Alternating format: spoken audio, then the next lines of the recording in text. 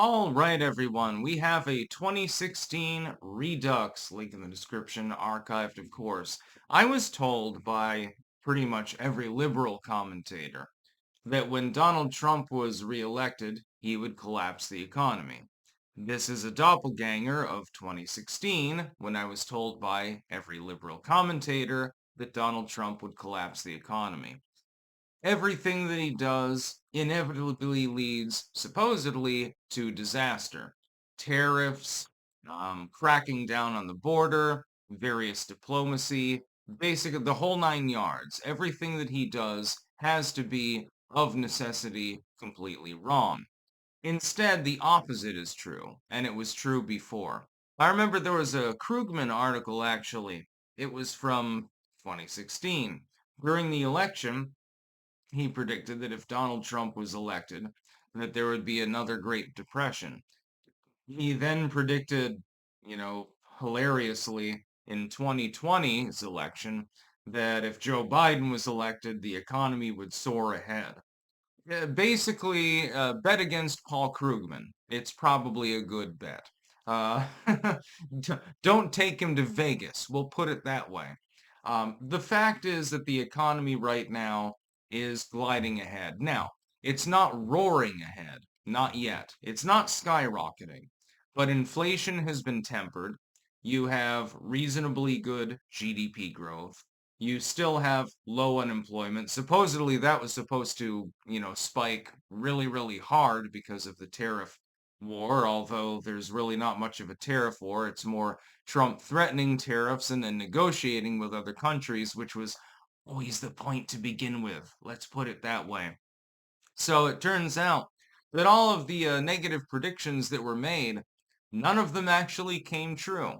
Supposedly, we should have like 20% unemployment, GDP plummeting, and massive inflation and shit like that right now. We should be, basically, the city should be in flames. None of these things actually happened. We have seen these kind of catastrophic predictions before. We never saw them from the legacy media and from pundits and so forth when the other dude was in office. I will put that footnote in there. We only see it with Donald Trump. Again, unique villain mode. I'm supposed to believe that the entire system has cleaned up its act because I know that they're corrupt. I know that they're full of shit.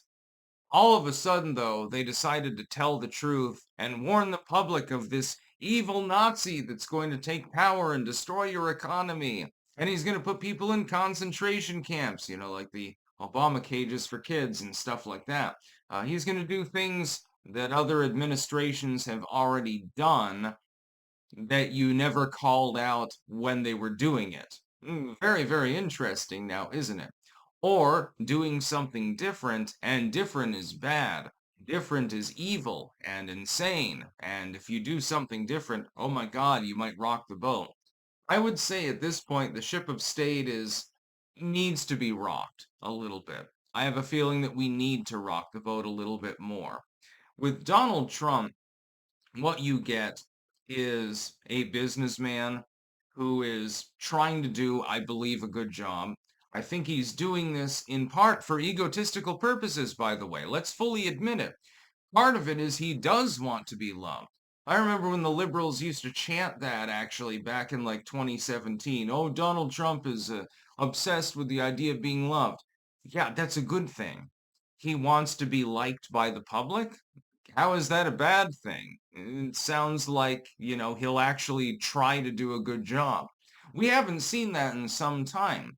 Mostly we get politicians who don't give a shit about the public one way or the other. They don't care if you die in war or something like that or die of poverty. They just don't give a fuck. With Donald Trump, he actually seems to care to some degree. It may be for just egotistical purposes, but it does not matter in the end. In the end, all that matters is the actual fallout from what policies are actually minted. Trump's policies so far generally have been a hit, not a miss. Generally speaking, he's done a good job. So when I see, the economic news and the legacy media is like, "Oh my God, the economy didn't grow as much as we expected." Well, it grew, didn't it? Right? Ahead of inflation, by the way, right? What more can you ask for? I mean, fuck, the economic magic wand that Trump wielded during his first term to get unemployment below 4%, which was hilarious because they kept crediting Biden with this, even though it was Trump that got it down that low, only works so much. So you're going to have to give it a little bit of time. Honestly, though, when I see GDP is ahead of inflation, unemployment remains roughly unchanged, and was already low to begin with, admittedly. Even under Biden, unemployment remained low, although a lot of that is people taking out second jobs in order to buy groceries.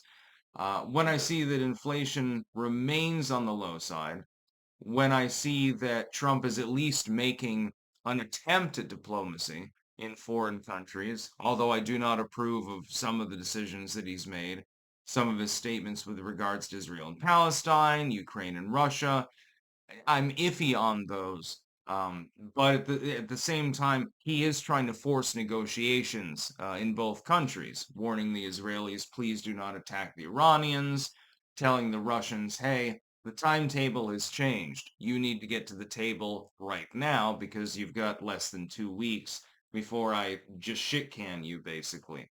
At the least, an attempt is being made. So Trump is doing demonstrably better in virtually every way than the past administration. I would say every way, but I'll say virtually every way, just for plausible deniability. The Trump administration is doing well, generally speaking. Are there mistakes that have been made? Yes. Kash Patel is head of the FBI. That's not going over so well, for example. But at the same time, the hiring is better than his first term, and his first term was already pretty good. You do not have the expansion of war generally, although, again, there are diplomatic crises that need to be resolved, need to be addressed. You have a strong economy, and supposedly, according to liberal commentators, we should be looking at nuclear mushroom clouds right now. Well, that doesn't appear to be happening. When I look out the window, I see trees and birds and butterflies and stuff. I don't see any nukes going off. Not that anyone would bother nuking Rutland anyway, but you get the idea. That's about all. Peace out.